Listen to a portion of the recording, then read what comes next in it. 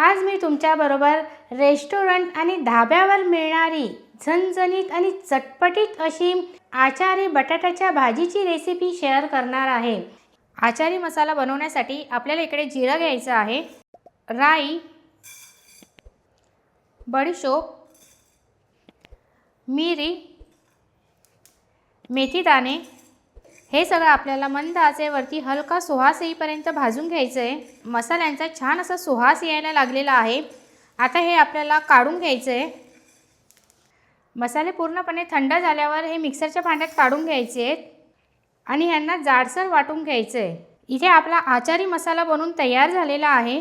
आता आपण लगेच भाजीला तडका देऊया। इथे कढईमध्ये आपल्याला तेल घ्यायचं आहे।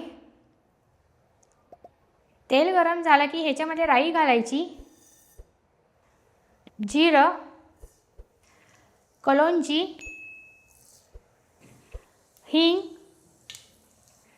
हिरवी मिरची हे चांगलं सगळं परतून घ्यायचे आहेत।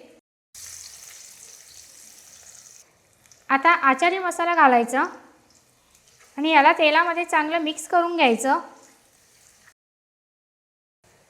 हळद, लाल मिरची पावडर, धनेपूड हे सगळे मसाले चांगले तेलामध्ये परतून घ्यायचे आहेत। इथे मी बटाटे उकळून त्यांच्या फोडी करून घेतलेल्या आहेत, या घालायच्या। चवीप्रमाणे मीठ, चांगले मसाल्यामध्ये याला हलक्या हाताने मिक्स करून घ्यायचं आहे। मस्त असा सुगंध येतोय मसाल्याचा। ही भाजी तुम्ही टिफिनसाठी किंवा प्रवासामध्ये सुद्धा घेऊन जाऊ शकतात। ह्याच्यामध्ये आपल्याला आता दही घालायची आहे। दही टाकायच्या अगोदर ती व्यवस्थित फेटून घ्या आणि मग ह्याच्यात घाला। बटाट्यांमध्ये मसाला चांगला मुरला जावा याच्याकरता आपण यांना 2 मिनिटांसाठी वाफून घेणार आहोत। तर ह्याच्यावरती झाकण ठेवून 2 मिनिटांसाठी आपण याला वाफून घेऊया। याच्यावरती लिंबाचा रस घालायचा आहे आणि कोथिंबीर आणि याला हलक्या हाताने मिक्स करून घ्यायचं। ही भाजी एकदम ड्राय सुद्धा होत नाही आणि एकदम रस्सेवाली पण नसते, हलकासा हिला ओलसरपणा असतो। तर इथे तयार आहे आपली आचारी बटाट्याची भाजी।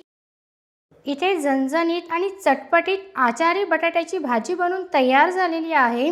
तुम्ही बटाट्याच्या खूप प्रकारच्या भाज्या खाल्ल्या असतील, पण ही भाजी तुम्ही अजूनपर्यंत टेस्ट केलेली नसेल तर हिला नक्की करून बघा। आज आपण एकदम नवीन प्रकारची भाजी बनवलेली आहे, तर हिची टेस्ट तर बघितलीच पाहिजे।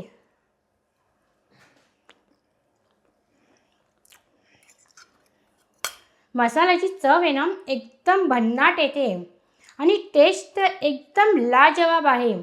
तर हिला तुम्ही नक्की ट्राय करून बघा।